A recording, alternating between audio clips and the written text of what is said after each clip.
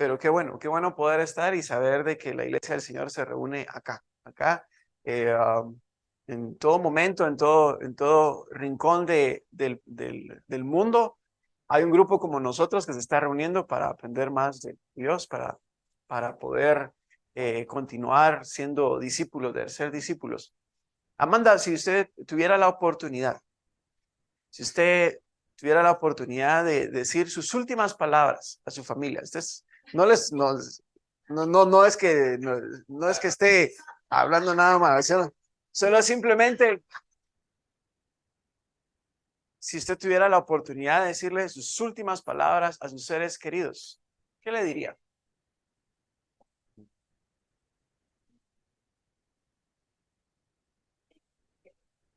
Que no se aparte del Señor. Ok, bien, bien, excelente. Dani, ¿qué le dirías a tu familia? Sí, que una de las cosas que han pasado con el tema de la reforma, que ahora, se supone que todas las iglesias somos herencia de la reforma, pero la verdad es que no. Lo que acabas de decir de Willy es consistente con lo que dice.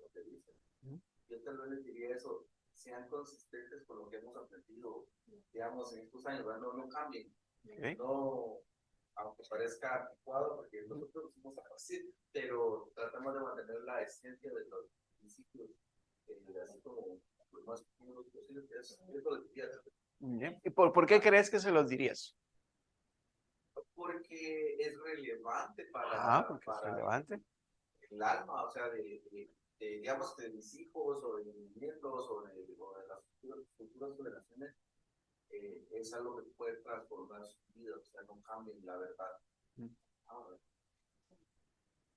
Sí, probablemente si nosotros supiéramos que son nuestros últimos momentos y tuviéramos la oportunidad de decir nuestras últimas palabras, probablemente diríamos lo que consideramos más importante.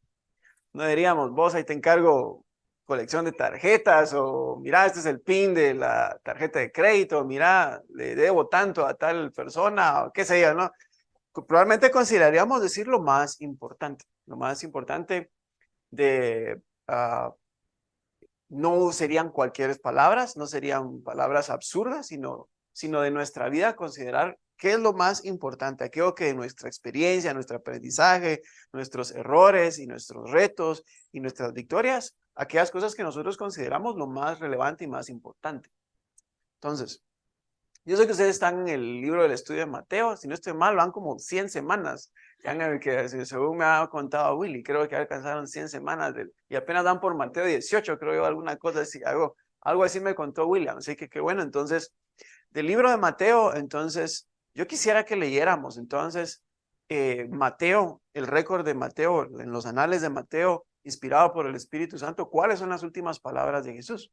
Y si son sus últimas palabras, no son cualquier palabras, deben ser las que él debe considerar más importantes. Y si él es nuestro maestro y nosotros apuntamos a poder seguirle a él, deberíamos nosotros tomarlos en consideración y en el contexto de eso, entonces darle la relevancia que nuestro maestro nos quiere decir. Entonces, yo sé que todo lo que voy a decir esta noche ya lo sabemos, pero mientras conversaba con William, consideramos de que esta era algo bueno para poder recordar esta noche. Entonces, Alison, ¿podrías leer, si fueras muy amable, Mateo capítulo número 28? Y vas a leer 18, 19 y 20. Mateo 28. ¿En qué versión la vas a leer? Reina Valera. Tal vez alguien la lee en otra, quisiera que pudiéramos leerla, por lo menos unas 3 versiones distintas. Si tú la lees en Reina Valera, Mateo 28, versos 18, 19 y 20. Entonces, ¿qué versión es? ¿Reina Valera 60? Entonces, Checha, ¿nos ayudas a leer otra versión? La que te convenga. ¿Qué versión tenés allí en tu, sí? La 60, ok. 28, Mateo 28, versos 18. Si pudieras, así, excelente. Cabal, sí.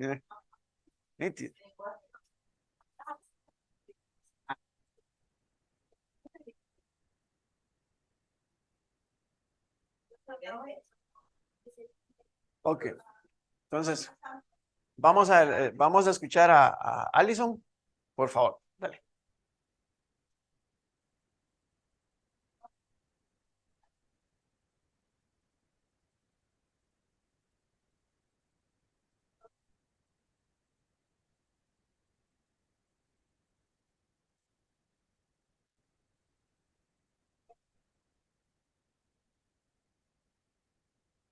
Excelente. ¿Quién, por favor, César?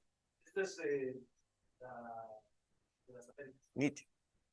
Dice, acercándose a Jesús les dijo, toda autoridad me ha sido dada en el cielo y en la tierra.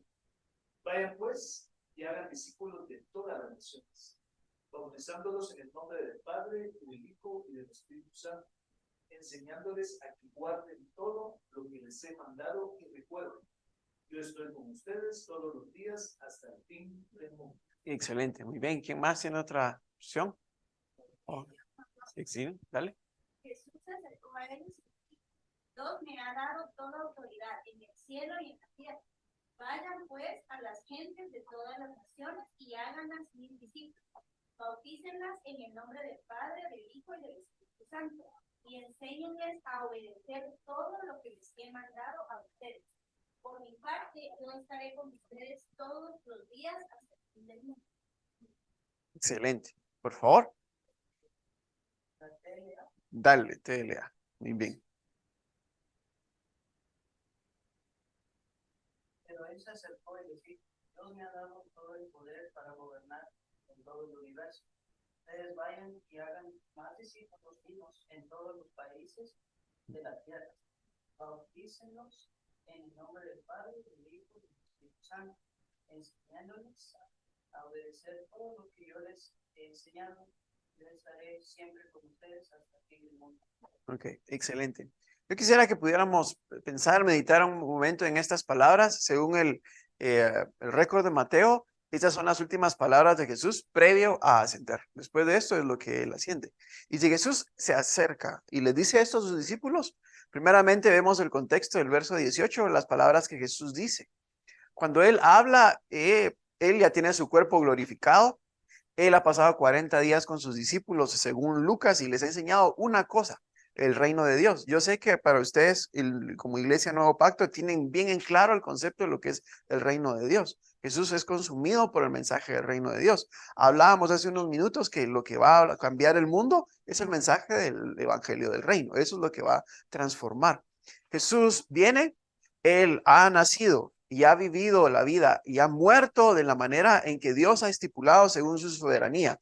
Según vemos en el libro de Hechos, de la boca de Pedro, la manera en que Jesús muere, es decir, cómo vive, cómo él muere, la manera en que todos los agentes que intervienen, es decir, Pilato, Herodes, la multitud, el sumo sacerdote Anás y Caifás y todos los involucrados, son guiados por la soberana mano del Señor en la manera en que él muere. Él no muere de manera accidental como un evento aislado, sino según el libro de Gálatas, Jesús nació en el momento adecuado, vivió en el tiempo de Augusto César y de Tiberio, y él murió la muerte que se suponía él tenía que morir. Cuando habla acerca de Judas, incluso Juan mismo se refiere a él como una persona que en la soberanía de Dios, su maldad fue utilizada para la salvación. Es decir, la maldad que cometió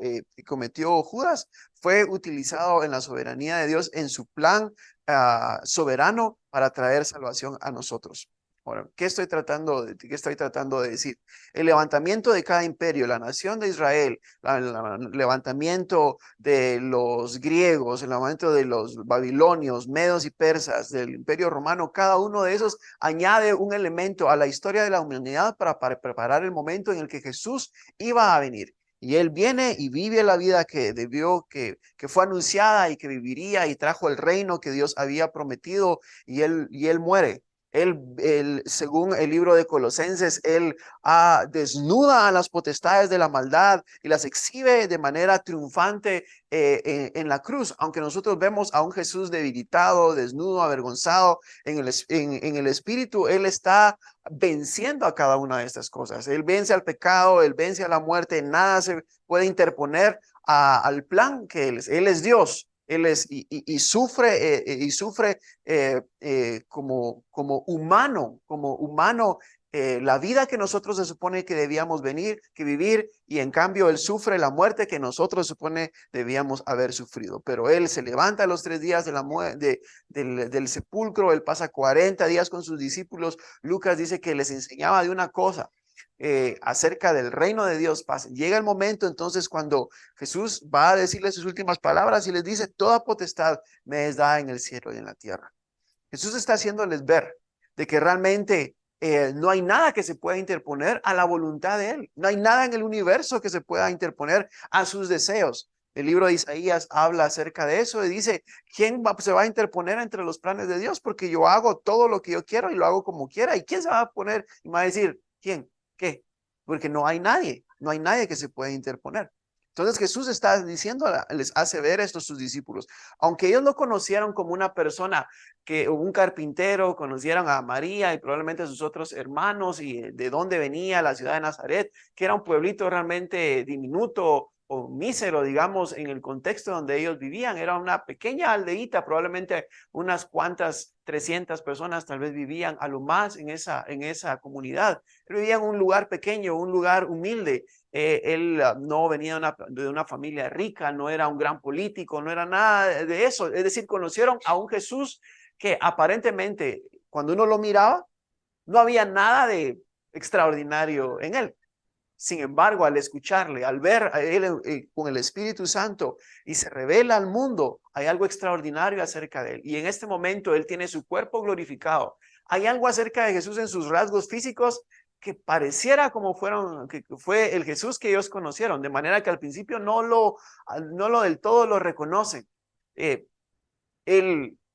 muestra sus cicatrices de lo que ha sucedido para mostrar que sí realmente es él. Hay cosas extraordinarias que suceden en estos 40 días en sus discípulos. Los discípulos se dan cuenta que no hay nada, están plenamente entonces convencidos de la resurrección de Cristo y aunque en su debilidad Pedro regresó a lo que sabía hacer, a pesca, pero él sabe que a pesar de que pudiera enfrentarse aún a la muerte, él está lleno de confianza por ver a un Cristo resucitado, a un Cristo glorificado, a un Cristo que ha ascendido al Padre, que está en gloria y está a punto de ascender en su manera física y dejar a sus discípulos. Entonces él les dice eso.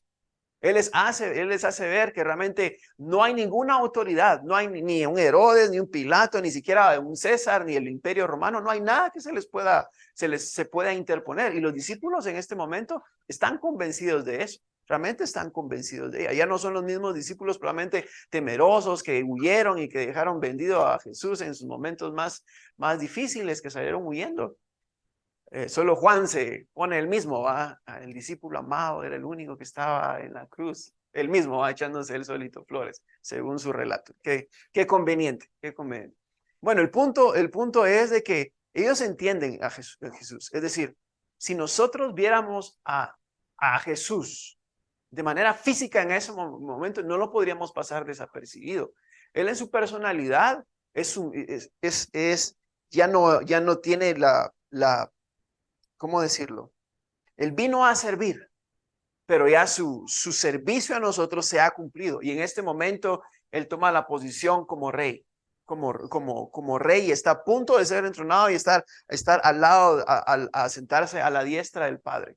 Y entonces, él les da una implicación de autoridad. De hecho, nosotros lo leemos en el español y tiene esa urgencia imperativa de que esto no es una sugerencia, esto es algo que deben hacer, esto es algo que no podemos obviar. Y entonces, ¿qué es? Es vayan y hagan discípulos. Vayan y hagan discípulos. Es simple el concepto. Vayan y hagan discípulos. No es cuando nos conviene, no es si queremos o no queremos. Si nosotros recibiéramos hubiéramos estado ahí presentes físicamente, creo que sería ese tono de orden que nos haría temblar probablemente. Es decir, sentiríamos el peso de eso. Y nosotros obviamente en nuestro caminar cristiano lo escuchamos muchas veces, ¿verdad? Esto lo decimos, la gran comisión y todo eso. Pero ¿en qué medida entonces nosotros lo estamos haciendo? Entonces las primeras cosas que yo quisiera tomar de este verso es que Jesús tiene toda autoridad en el cielo y en la tierra. Obviamente lo sabemos, pero quiero hacer énfasis primeramente en eso, de sentir la urgencia de este verso. Los discípulos lo entendieron. y estuvieron dispuestos a dar su vida por ello. Ellos fueron empoderados con el Espíritu Santo valientemente. Todos ellos, excepto Juan, probablemente fue el único que no murió martirizado. Y muchos de ellos, después de él, siguieron el ejemplo de los mismos discípulos. Pero entonces, si esta es nuestra orden, si esto es lo más importante para Jesús, Jesús no dice vayan y evangelicen. Jesús no dice vayan y reúnanse en casa. Por supuesto, todo eso es parte de ellos, de eso. Pero el fin último, ¿cuál es? Vayan y hagan discípulos. Pero entonces, si ese es nuestro llamamiento, ¿estaremos claros qué será ser un discípulo de Jesús? Desde la perspectiva de Mateo es vayan y hagan discípulos. De la perspectiva de Marcos, vayan y hagan aprendedores. Desde la perspectiva de Lucas es vayan y sean mis testigos, el cual hace énfasis siempre en el libro de Hechos. Desde la perspectiva de Juan es vayan y ámense unos a otros. Es decir, cada uno tiene una perspectiva distinta acerca de esto. Pero entonces, ¿qué es ser un discípulo? Una idea. ¿Qué es un discípulo? No, vos deberías de saberlo, entonces te vamos a dejar de último. Si no vas a que agarres curva hacia arriba. Ideas, te lo voy a dejar a ustedes. ¿Qué es un discípulo? Un seguidor. Bien. ¿Por qué crees que es un seguidor, César? Está convencido de lo que cree. Alguien que está convencido de lo que cree. Excelente. Muy bien. Alguien que está convencido de lo que le enseña. Muy bien. ¿Qué más? Es un aprendiz. Muy bien. Es un aprendiz de su maestro. Es alguien que está seguro de lo que ha aprendido. ¿Qué más? Alguien que le gana muy bien. Alguien que le gana al maestro. Sí.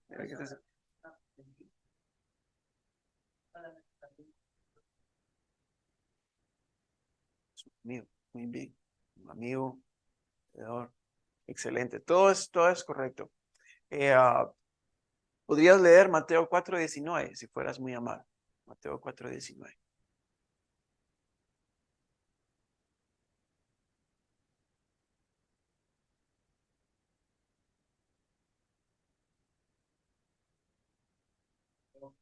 Mateo 4:19, sí.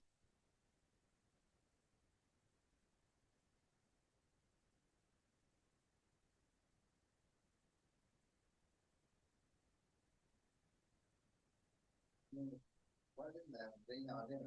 Está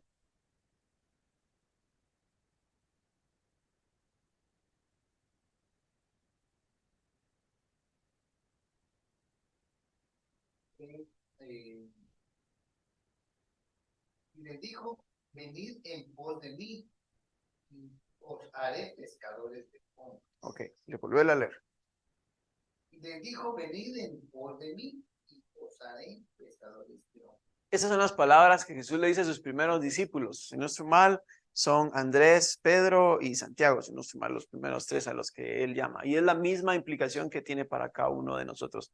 Es perfecto realmente la analogía que Jesús usa de pescadores. Bueno, porque ellos eran pescadores, sí, pero también es una verdad universal para todos nosotros.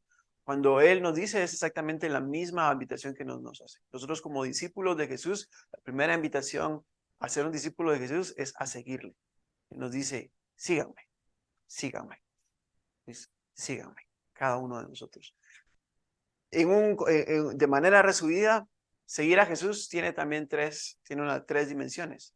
Es alguien que sigue a Jesús, es alguien que obedece sus mandamientos, es alguien que confía en sus palabras y alguien que imita su carácter. Cuando nosotros hablamos acerca de seguir a Jesús, tiene esas tres implicaciones. Obedecer a Jesús también tiene implícito de que debemos conocer sus mandamientos. Si no lo podemos, como decías, no podemos, hay pecados que desconocemos y algunos simplemente es por ignorancia, pero no podemos clamar ignorancia. Ninguno puede decir delante de un juez, incluso ante las leyes guatemaltecas, es que no sabía la ley, eso no importa. Es exactamente. Entonces, cuando hablamos acerca de ser un discípulo de Jesús, hablamos acerca de seguirle.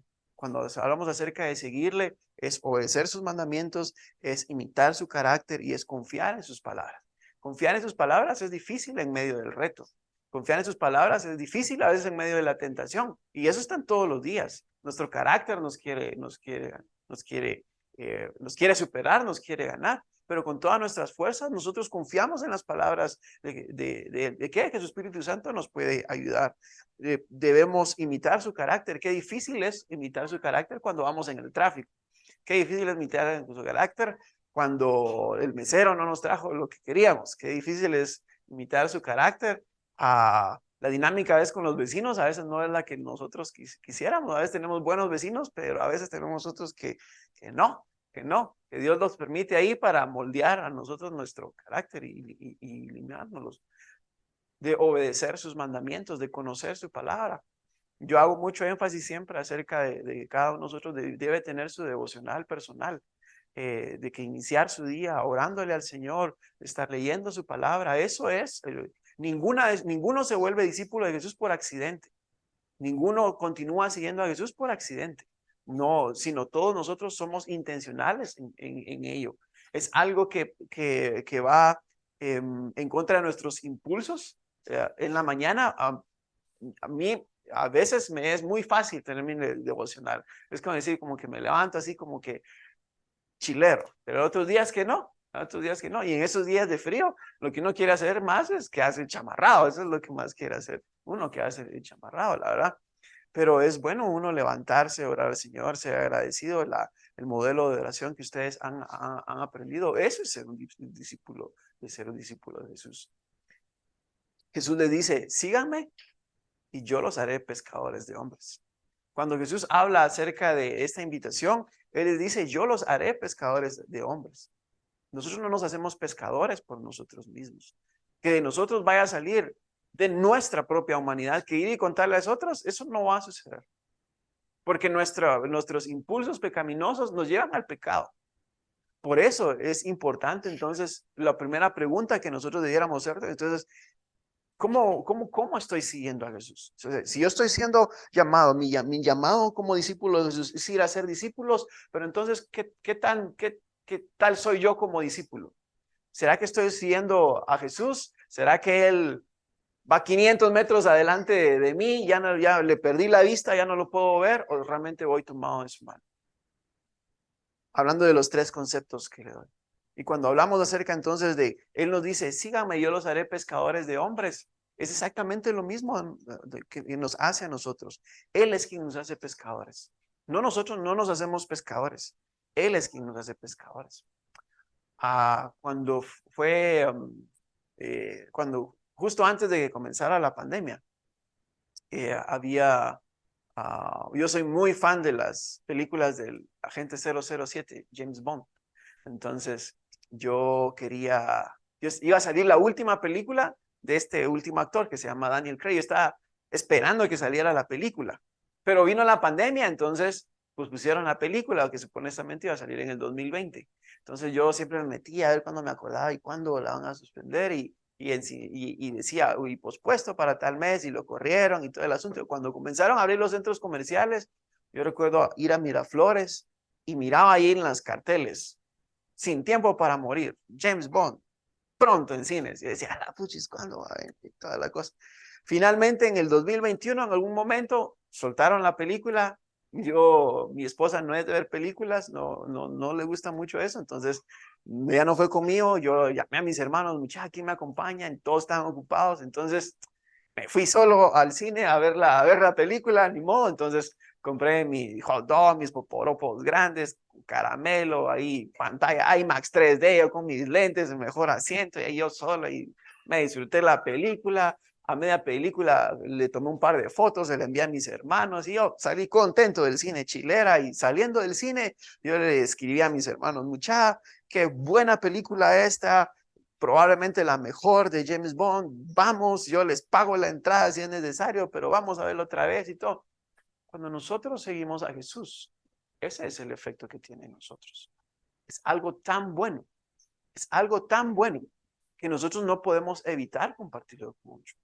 Pero todo parte de una cosa, todo parte de que nosotros sigamos a Jesús, de pasar tiempo con Él, de poder conocerle más, no únicamente de manera intelectual, sino realmente pasar el tiempo en su presencia. Por eso es de que estos ambientes son importantes en comunidad, en orarnos por otros, pero también el tiempo de nuestra adoración personal, el tiempo de que Dios nos hable de manera personal en su palabra.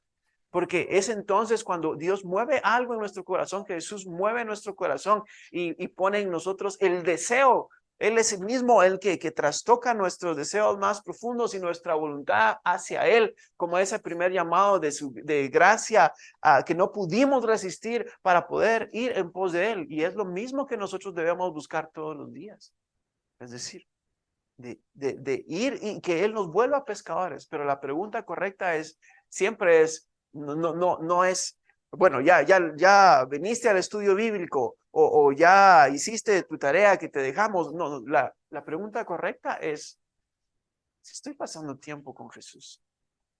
Una ocasión yo tenía, en Antigua tenemos un programa para jóvenes y ellos están internados por 9 meses, los llamamos Centro de Crecimiento Integral, y algunos de ellos son muchachos muy inteligentes, algunos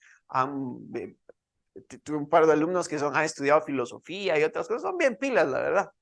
Y procesan el conocimiento bíblico de una manera a veces más interesante que yo. Es decir, salen con unas sus preguntas así bien rebuscadas. Y algunos de ellos, una vez uno de ellos se sinceró conmigo y me dijo, Joseph, me dijo, a veces no te parece, me dijo, ¿no te parece que la vida cristiana es demasiado rutinaria? Me dice, no te aburrís. Él siendo realmente transparente y sincero realmente conmigo.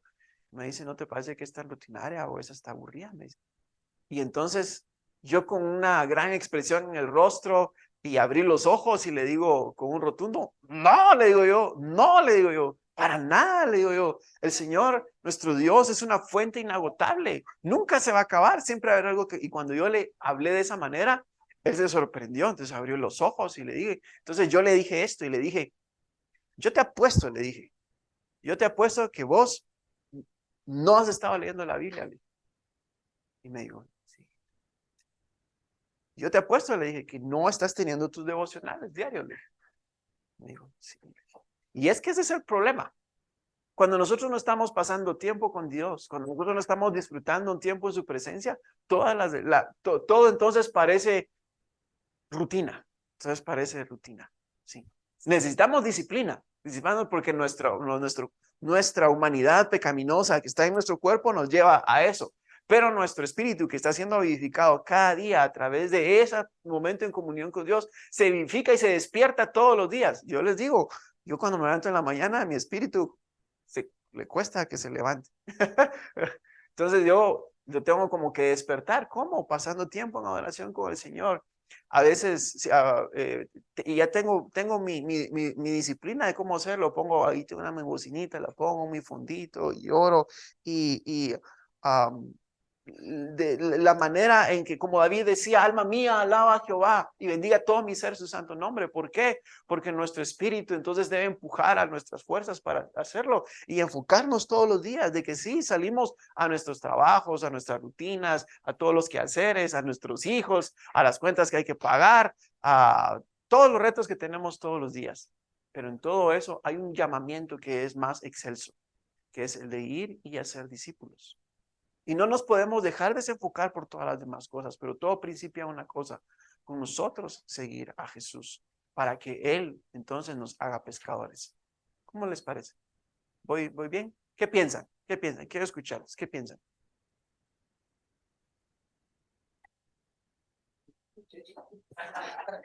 ¿Qué piensan?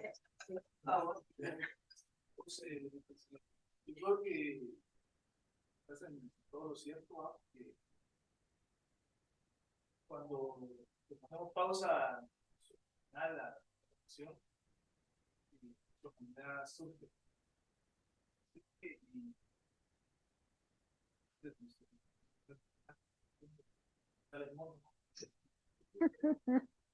entonces alguien la naturaleza flote y lejos de dejar el carácter de Cristo estamos claro.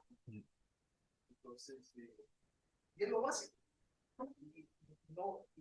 La verdad es de que cuando comentabas eso de que conmigo que decís que no confía en la vida cristiana, entonces me acordé de un pensamiento que dicen que todo el mundo está seguro que viene al cielo, ¿no? Porque todo el mundo piensa que viene al cielo, ¿ya? Pero lo que menos quieren pasar como en el cielo, en la tierra, Sí, ¿ya? Entonces, creo de que es un factor muy importante que tenemos que estar manchando y estamos gracias por estar activando. sí, sí. ¿Qué más? ¿Qué piensan? A mí me llamó la atención el mencionaste, no lo había visto en ese detalle. Venid en pos de mí y yo os haré. El tema de nadie es expensas, nadie es soldado a sus propias expensas, dice. Claro, ¿no? O sea, nadie es voy a hacer la guerra yo solito contra saber qué, contra quién va a dar. Él, recordemos, hemos aprendido y ha sido claro para nosotros el hecho de que él hace todo lo que usted pone de él como en las hechas. Todo lo que te va a contar, ¿no? Él nos va a hacer pescadores.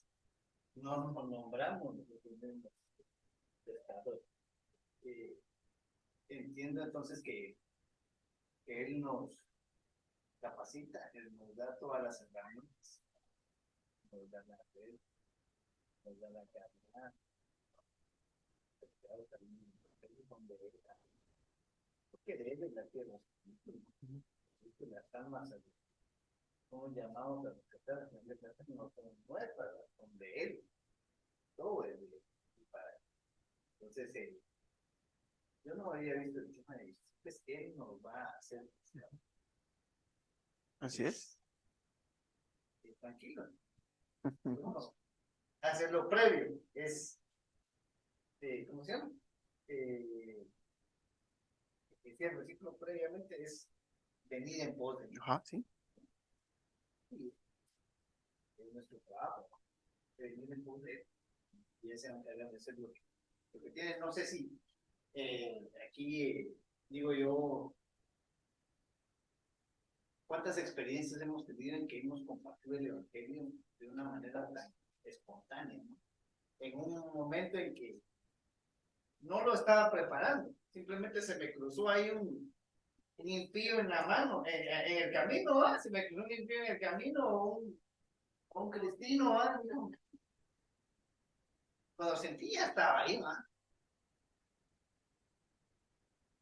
La anécdota que tengo es un compañero de la yo conmigo en el colegio y después me empezaron a estudiar en un pobre. Y de verdad que a mí se me fue solo por decirle una tontera, la verdad fue una tontera.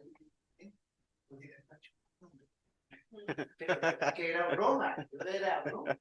En ese momento se pone así casi que chido. Ya ustedes aquí me empieza a decir y como 2 horas con él, no tratando de evitar que se viera que viniera otra vez a los pies del Señor y todo lo demás. El Señor nos ayudó, necesitamos hacerlo, pero creo que sí es importante estar en comunión, en conocimiento, en conocer, porque uno no anda preparando un discurso en esos momentos espontáneos, ¿no? Paso uno, paso otro, paso tres, que regularmente a veces lo tenemos. Hay ciertos programas en nuestras iglesias que sí nos dan eso, pero a veces solo simplemente estamos hablando y la palabra tiene que rebosar de nosotros y el Espíritu Santo se especializa en decir a través de nuestros labios lo que tenía que decir para porque con ese estado.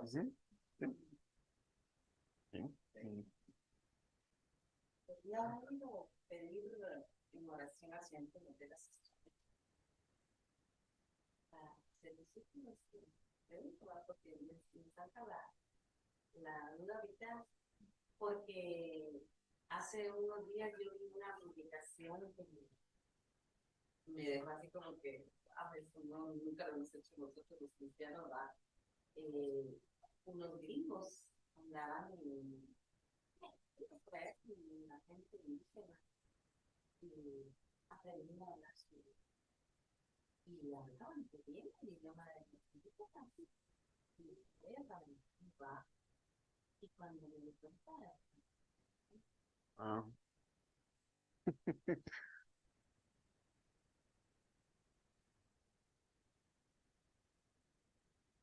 los muchos se cuentan. Yo creo que fue más o menos lo que Jesús finalmente hizo, o sea, para poder llegar a nosotros se hizo uno de nosotros, ¿verdad? Más o menos la idea de ellos, ¿verdad? Vamos a ver si no, que la damos nuestra idea en su propio idioma. Sí, buena estrategia.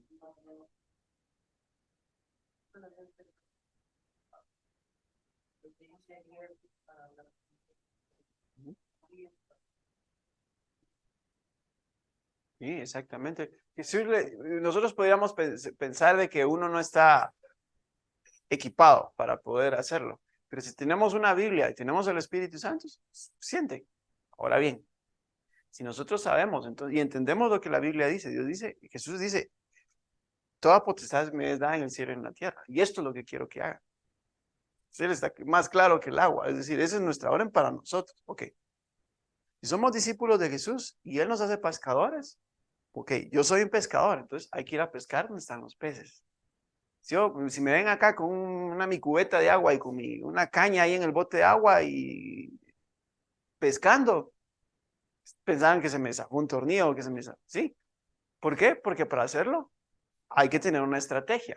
Es decir, y por eso funciona re bien la analogía de un pescador. Porque un pescador, primero, tiene sus herramientas, sabe hacerlo. No le va a salir a la primera. Tiene que ser paciente, tiene que estar ahí. Yo tenía un mi tío que él toda la semana se la pasaba preparándose para el fin de semana, que iba a ir a pescar. Ese era su rollo. Toda la semana lo mirábamos limpiando sus cosas, que había conseguido no sé qué, y hablaba y nadie le ponía coco. Entonces, pero él estaba en su rollo y él se preparaba para toda la semana para una cosa, porque el sábado él se iba tempranito a su lugar en el puerto que yo sabía, iba a pescar, se quedaba el fin de semana, regresaba el domingo con algo, que regresaba con una manta de raya, o regresaba con una tortuga o con cualquier cosa. Entonces hacía caldo de mariscos o cualquier cosa. Eso era lo chilero. Ahora bien, entonces, si nosotros somos pescadores, entonces debemos ir a donde están los peces y no vamos a ir desarmados. Es decir, en el sentido tenemos que prepararnos. ¿Sí? No vamos a hacer el gran viaje de ir hasta el puerto para ir a pescar y querer pescar con las manos porque no lo vamos a poder lograr. ¿Sí? Dios nos ha dado el intelecto para poder hacerlo. Entonces, ¿qué le dice Jesús al endemoniado gadareno? Le dice, yo te quiero seguir. Y le dice, ve, solo ve y cuenta cuán grandes cosas Dios ha hecho contigo. ¿Qué fue lo que hizo la mujer samaritana? Ella había pasado por un curso de teología o alguna cosa, su teología la tenía toda cruzada. Ella solo medio entendía que iba a venir el Mesías. Y cuando tiene un encuentro con el Mesías, algo cambia. ¿Y qué es lo que dice ella? Conocí al Mesías, ¿no será la persona que se suponía había de venir? Y la ciudad creyó entonces por el testimonio entonces de ella.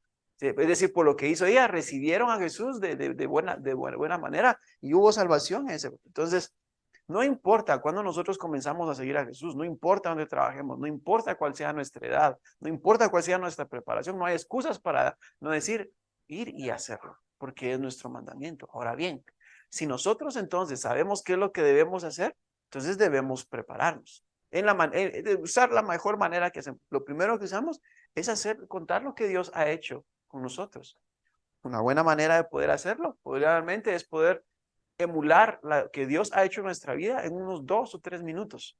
A veces queremos decir toda nuestra historia y 45 minutos, 1 hora. La gente no tiene probablemente ese tiempo para escucharnos, pero tal vez tiene 2 o 3 minutos para escucharnos. Aprender cuál es el mensaje del Evangelio. ¿Qué dice Romanos 3:23? Porque la paga del pecado es muerte, mas la dádiva de Dios es vida eterna en Cristo Jesús, el Señor nuestro. Romanos 6:23 y Romanos 3:23. Por cuanto todos pecaron y están destituidos de la gloria de Dios. Emular de manera sencilla lo que Dios, el Evangelio, el mensaje del Evangelio del reino, para poder ser efectivo afuera. Y siempre estar con nuestros ojos abiertos de que somos pescadores y ser estratégicos y utilizar lo que tenemos a la mano. Voy a contar algunas cosas que he hecho. Había una persona con la cual yo estaba conectando tratando de poder conectar con él. Yo lo invité a una obra de teatro, él le llamó la atención, luego nos juntamos, hicimos un tiempo para juntar un café. De algunas conversaciones me enteré, a él le llamaban atención las armas de fuego. Yo soy fan de las armas de fuego, no me juzguen, simplemente les estoy contando. Entonces, les compartió el William de plan. Entonces, le dije a él un día, vamos al polígono y toda la cosa. Fuimos al polígono, ahí estuvimos tirando. Después de eso, estuvimos ahí platicando, él me contó sus retos, ahí llorando, me contó sus retos familiares y todo. Aceptó al Señor ahí, comenzó a ir a la iglesia, vino y ahí poco a poco ha sido discípulo del Señor. Y así con otros. Mi esposa, ella canta en un grupo musical. Dos de ellos son homosexuales, son una pareja, son 4, uno de ellos es nada que ver con el cristianismo, pero mi esposa comenzó a conectar con ellas, con una de ellas, la invitó a un cafecito, se hizo disponible en un momento de prueba, le contó acerca del Señor y ella recibió al Señor, comenzó a venir a la iglesia, ahora ya está en nuestra iglesia, parte del grupo de alabanza y ahí está. Tal vez no es la discípula es decir, que una discípula madura, probablemente todavía no, todavía ahí con sus imperfecciones, pero ahí va aprendiendo que es un discípulo del Señor. Debido a ello, conectamos con la familia vino, recibió al Señor y ahí van poco a poco. Ninguna de esas cosas sucede por accidente. Ninguno de nosotros va a terminar compartiendo o haciendo o discípulos para el Señor de manera accidental. Todos nosotros debemos estar con nuestra mirada puesta en la misión que Dios nos ha dado. ¿Cuándo fue la última vez que nos hicimos disponible para un cafecito para alguien? ¿Cuándo fue la última vez que debido al testimonio que nosotros le dimos que le predicamos el evangelio, vino a los pies del Señor? ¿Cuándo fue la última vez? Es decir, fue hace una semana, hace 6 meses, 1 año, 5 años, no sé, ¿cuándo fue? Pero el punto de lo que yo les quiero traer es esto. Y yo sé que todos lo sabemos, todos lo saben. Simplemente hacer énfasis en esto, que es el propósito realmente por el cual nosotros como iglesia existimos. Seguir a Jesús, ser pescadores. Y en última instancia, cuando Jesús llamó a Mateo y le dice esas palabras, Mateo, sígueme. Mateo no siguió simplemente a Jesús por su propia cuenta. Tuvo que estar con Santiago y Juan, que estos cuates eran canela fina, estos cuates. Pedro, que tenía ahí su carácter. Judas, que se andaba robando el pisto de las donaciones. Y un montón de cosas. Ahí uno era guerrillero. Tomás, que era difícil, ¿verdad? Que él creyera y tuviera confianza y todas las cosas. Ellos tuvieron que aprender a ser un equipo efectivo. ¿Para qué? Para que la pasaran bien entre ellos y que no, sino ser un equipo efectivo que transformó al mundo. Ellos son los que hicieron efectivo el mensaje del evangelio. Jesús les enseñó de manera efectiva y cuando el Espíritu Santo llegó sobre ellos, entonces selló para siempre de manera efectiva el plan que Dios tenía para ellos. El Espíritu Santo está con nosotros. Hemos sido entrenados, conocemos el evangelio. Entonces, la pregunta de todo, a raíz de todo esto, entonces, tendremos bien en cuenta que Jesús es Señor de todo. ¿O será que hay todavía áreas en nuestra vida que, todo esto a manera de aplicación, hay áreas en nuestra vida que todavía nos cuesta que el señorío de Jesús llegue? De la manera que criamos a nuestros hijos, o en nuestras finanzas, o nuestras relaciones con nuestra familia extendida, qué sé yo, cualquier cosa. En la manera que nuestra perspectiva de los negocios, ya sea de empleador o de empleado, cualquier cosa, ¿no? Pero será que hay áreas todavía donde el señorío de Jesús todavía debe afianzarse más en nuestras vidas. Si hay algún área, entonces es un buen momento entonces para que conozcamos las palabras de Jesús, que él dice, toda potestad me es dada en el cielo y en la tierra. Al final, si Jesús no es dueño, no es señor de todo, entonces no es señor de nada. Porque eso es el señorío de Jesús, es someter absolutamente todas las áreas de nuestra vida bajo su señorío. En segunda instancia, a nivel de aplicación, entonces, ¿cómo estoy desempeñando entonces mi llamado al Señor? Que Él me está llamando de ir y hacer discípulos. Y si ya lo estoy haciendo, entonces, con esperanza, entonces continuar haciéndolo.